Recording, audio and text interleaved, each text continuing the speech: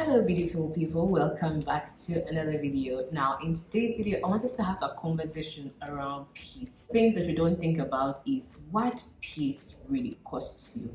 And I think I started thinking about this whole topic when I watched something on Instagram by a gentleman called Gary Knighton. He created this whole video just talking about how sometimes we look at people who have obtained peace, but what we don't see is what they had to lose to be able to get that. Peace is not something you just obtain, you don't buy it. It's something you cultivate within yourself. It's something you do, it's something you exude. It comes out of you when you have it. But the people who have obtained peace have actually been through it, because sometimes it requires you to really sit in your pain and sit in your feelings and sit into your past and the things that have hurt you, and to really fight through all those things and find who you truly are. And it's the most difficult thing. Now sometimes when you go through that process, there's so much that gets lost in the process. You lose your family, you can lose your friends who have lost spouses and children. You have heard of children who don't speak to their parents. Someone tells you, I've not spoken to my mom or dad in 10 years. And why? It's because you're trying to find their peace. It's a little bit confusing. Why does peace have to cost you all those things? Because if you're with people who love you, or you're with people who care about you, why would they have to leave? Or why would you have to leave them to be able to obtain this type of peace? So when you're cultivating your peace, you might not realize how much you have to lose to be able to get it. But when you come out of that process and you feel healed and you feel happy, it's when you start realizing the real hits you. Because then you will notice the friends who you used to have, maybe they don't want to hang out with you anymore.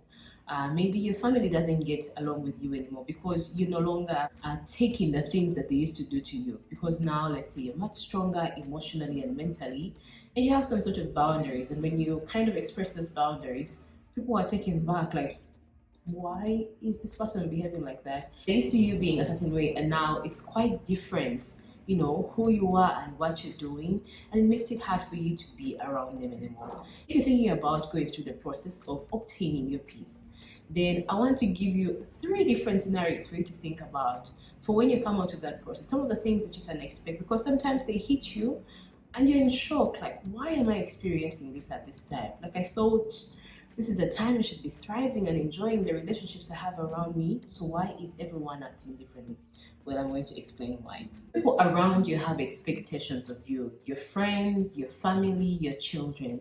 There is a certain you that they're used to on a daily basis, and maybe they benefit from some of the things that you're struggling with. If you don't have boundaries, your lack of boundaries might actually be benefiting some people, because they can be able to have access to you anytime. They can be able to get anything they would want from you at any moment.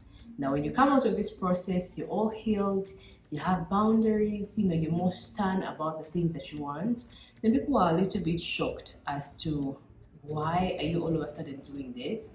And because this is not a character they're used to, and this is not the you they're used to, they can't take advantage of you anymore, then definitely they're going to step back from you. So the real relationships, the real people that you have around you will come through. You will be able to see the people who love you for who you are, and the people who are actually just there probably for what they can be able to benefit from being around you. Also, the relationships that you left around, they may not be there waiting for you, because you're changing, you're growing, and sometimes you're growing at a pace that is way faster than others.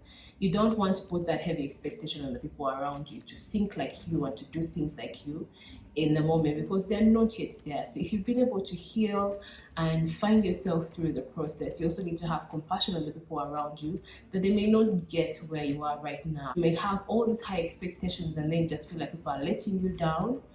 Just also have compassion, because you've been through this process. Other people have not yet gone through it.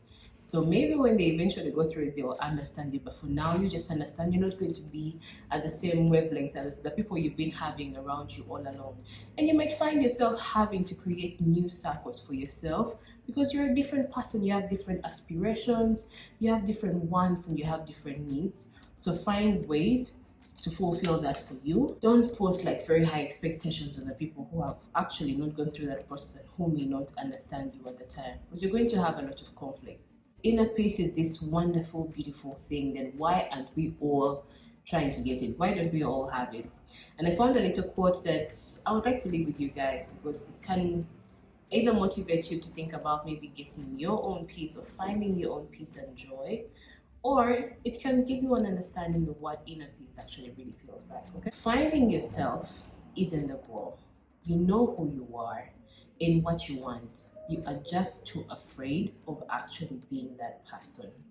So you remember what I said earlier, that the people who have obtained their peace, they've had time to sit through their pain, deal with different things. We deal with heartbreak, we deal with disappointment, rejection, their life events that actually happen to us, grief, losing children, losing our parents. Like, so many things can happen to us.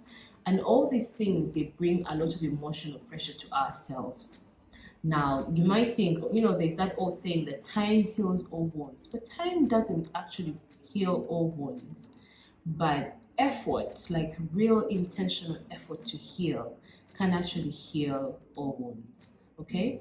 So if you take time to really just dig deeper into yourself, what is holding me back? You can have a season, nothing is working for you, you're not progressing, you're not doing what you're supposed to do, and you're just wondering, what is holding me back at this time? So when you actually sit down and really think and listen to your thoughts, like listen to your fears, you might be wondering, why am I not going to the next level? But then you have all these other hidden fears inside of you that you've never addressed, and they'll keep on holding you back. So finding your peace is actually sitting through all that stuff, yeah, and really paying attention to yourself, paying attention to your pain, finding ways to heal yourself, whether it's going to therapy, going to the gym, eating healthy, cleaning out like your house, cleaning out your closet, finding new people to spend time with. There's so many different ways you can be able to start the process of finding your peace. You just need to figure out what works for you very well. So if you're trying to get a little help on, how can I find my inner peace? Go online. There's something I like about the YouTube space, because it has each and everything you might need, every resource you might think of. And also it has all kinds of people on there creating content and creating information. So you can easily find who you identify with, who speak the kind of messages that speak to your heart, and be able to use this to actually cultivate that peace for yourself. Now, one of the beautiful things about finding your peace is how much you will thrive afterwards. Finally, accept to be yourself. You give yourself permission for your true self to actually live. It's an authentic life, it's an authentic process, and it's such an authentic outcome. So I hope you can be able to try out this process for yourself, for your own benefit. If you think, oh my God, finding inner peace, it's like a trend. No, it's not a trend. It's a real thing, and it's a hard thing to do. If you allow to go through your process, accept that to be your own journey. Don't wait for other people to go on the journey with you, because it's going to hold you back. You're going to waste a lot of time waiting. If you want to find your peace, start by doing that today for yourself. I hope this information has been helpful for you, just to kind of visualize, what the process of finding your peace might feel like for you, but then also what you might have to expect when you come out of that process. When you come out of that cocoon, like, what do you have to expect? And it's not going to be positive sometimes, but you have to do what you have to do. Thank you for watching. I hope that you found value in this video. If you did, please make sure that you give me a thumbs up, because it really helps with pushing this content to more and more people to be able to watch. Thank you for watching. Until the next video. Bye.